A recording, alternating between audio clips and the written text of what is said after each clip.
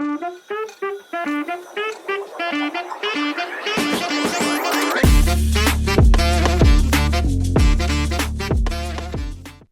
welcome in, guys. It's Jump Shots with Jay. I just want to let you know that this is my first video having me on camera, so I hope you guys enjoy this video. Let's get into this draft. So we're going to go over the first few draft picks. Let's start off with Cooper Flagg to the Dallas Mavericks. We've known that this was going to come for months. This was kind of Nico Harrison's get-out-of-jail-free card for that horrible Luka Doncic trades that we saw earlier this season. I think that Cooper Flagg is going to make an immediate impact to the Dallas Mavericks. He is in a culture, he is in an environment where he can grow, he can learn, and he can play winning basketball right off the rip. Now, I don't know how good the Mavericks will be going into next season. They might be a playing team, maybe even a little bit more than that. But at the bottom line, you're getting him that little bit of experience. And I think of like a Shai Gilgeous-Alexander. When Chris Paul went to the Oklahoma City Thunder, the person that it benefited the most was SGA, because they only made one playoff round, but that was the playoff experience that he needed. He took some lumps in that playoff. Lou Dort was also another Thunder player that were in that playoffs, and then we saw them in this playoffs. Any experience is good experience, and I think Cooper Flagg playing winning basketball, not developing bad habits and a bad culture on a bad team, is going to be beneficial for him in his career. We know what he brings on the defensive side of the ball. The Jason Tatum comps make a lot of sense, but defensively, man, this guy is just a different force than Tatum. Tatum's a really good defender, but if there's any part of Cooper Flagg's game that is A+, it is defense. On the offensive side, he is more aggressive than Tatum. He's going to attack the rim more. He's not as natural of a jump shooter. That will come with time, especially playing alongside Kyrie Irving, if that happens to be a partnership that continues to develop. But playing with Anthony Davis, his defensive skill is going to be heightened. He's going to be able to roam the floor. My question is the Mavericks, are they going to play him a lot at the 3? Because obviously he's not a guard, but we see the big man and the overwhelming big man that the Mavericks have in Anthony Davis, Derek Lively, and Daniel Gafford. There's not really a place for Cooper Flagg to play the 4 there. Now, there will be lineups where he's playing the 4 and AD playing the 5, but I think more than not, he will be playing the 3, and I think this is a good year without Kyrie Irving in the lineup for Cooper Flagg to learn how to handle the ball, how to dribble with the ball in his hands, and how to run this offense. So I think this Cooper Flagg pick is going to be an absolute slam dunk. He was the safest pick of the draft. We know that. Maybe his upside is top 10 player in the league, and it's not necessarily a top 3 player in the league, but if you can get this guy as a perennial All-NBA player, then this pick was absolutely worth it as the number 1 pick, and just another number 1 pick that comes from Duke. Now let's hop on to the number 2 pick, Dylan Harper, my favorite player of the draft. A reason for this is him going to the Spurs. I'm going to love this partnership with Wembanyama. I get what people are saying. The Spurs now have an overwhelming abundance of guards. They have Fox, they have Castle, they have Dylan Harper, and they have Devin Vassell. I still think Devin Vassell is a movable piece. I think the Spurs are going to move off of it, but I do think that they can go into next season kind of with this nucleus of players and just see where it gets them. And maybe at the trade deadline, make a big move. Make a move for a center like a Bam Adebayo to pair with Wemby. Maybe there's the big fish of Giannis that's still out there that's looming over the Spurs franchise. They didn't get Kevin Durant, but I think they're going to get somebody even better that they're going to pair up with Giannis. And I think Dylan Harper is in it for the long haul with this team. I don't think that he will get moved before Stephon Castle or before De'Aaron Fox. I think the nucleus of this team going forward, similarly to the Thunder, where their young players grew together, is going to be Castle, Harper, and Wemby. Wembanyama could be a top 5 player in the league next year. I think Dylan Harper can make a run for Rookie of the Year. I'm not sure what his usage is going to be. I'm not sure if he's going to be in that argument, especially when you consider that there are going to be guys that are just having the ball the entire game on bad teams. But I do think that he was a better prospect than Stephon Castle, and Stephon Castle won the Rookie of the Year. So you can just imagine what Dylan Harper can do alongside Victor Wembanyama.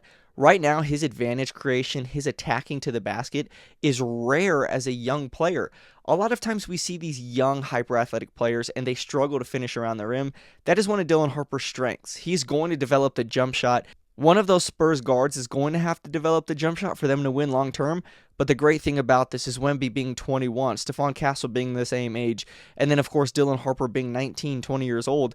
These guys are going to get a chance to grow together, and I think De'Aaron Fox gives the Spurs a chance to contend now, right, to win some games, to be in playoff rounds, similarly to what I said about Cooper Flagg going to the Mavericks, getting some playoff experience. Any experience is good experience.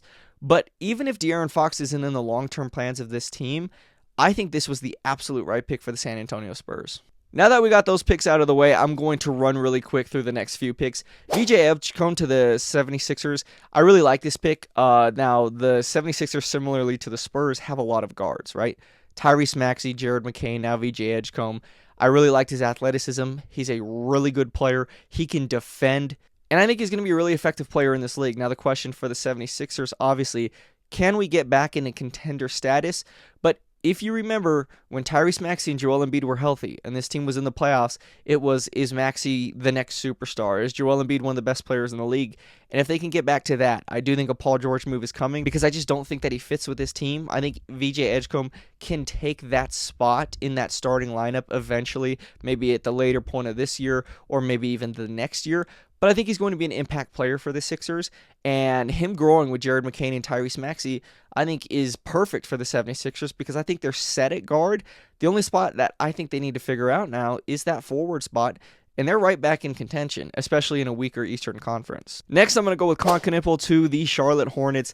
Now, there was some rumors that not a lot of players wanted to play with LaMelo Ball. Concaniple is going to be able to step in and play with him right away. It's just the way he plays. It's his play style. He can transform his game to whoever he's playing around. He can play defense at a very, very high level. He's a great catch-and-shoot player. He can shoot the ball from all sorts of players on the court.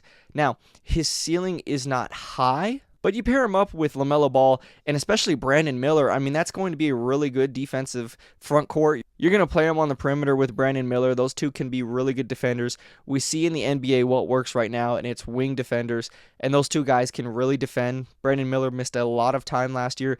Part of the reason the Charlotte Hornets had this pick, but this team needs to start turning it around, and they need to start winning. And I do think even if LaMelo Ball isn't in the long-term plans of the Hornets, Concaniple and Brandon Miller is a really good starting point, and it's a really good starting point to turn this team around from the worst franchise in the NBA to somebody that's competing for that last spot in the playoffs and maybe even making a tough first-round matchup.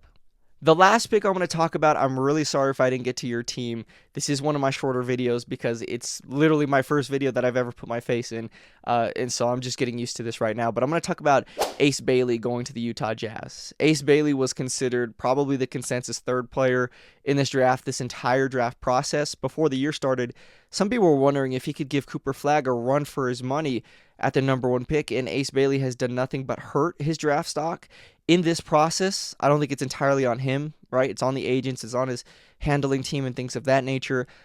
Ace Bailey is a project. He's not the same size that he was listed as. That scared a little bit of teams off, but Ace Bailey is very talented. I think time will tell for Ace Bailey, but if you're getting the upside of him, if you're getting that high-end talent, it will absolutely be worth the pick. It just may take 3 or 4 years to start to see him crack that ceiling, and initially it's going to be really ugly, but good thing for the Utah Jazz is they can afford to see that because this is not a very good team. And even though Austin Ainge came in and said, we are done tanking, I don't think with a player like Ace Bailey, you're just going to turn into a play-in team immediately. I think you're going to have to give this a few years to develop, a few years to cook. But ultimately, this could be one of the better picks of the draft, even though right now it is looking a little dim for the Utah Jazz. And that's all I got. Thanks you guys for watching the video. I do want to thank my subscribers for the support that they've shown over the last few years where I've just mainly made YouTube shorts. I've made videos with just highlights in it, really. I'm excited to start on this next journey. I'm excited to get on camera in more of a podcasting type of format.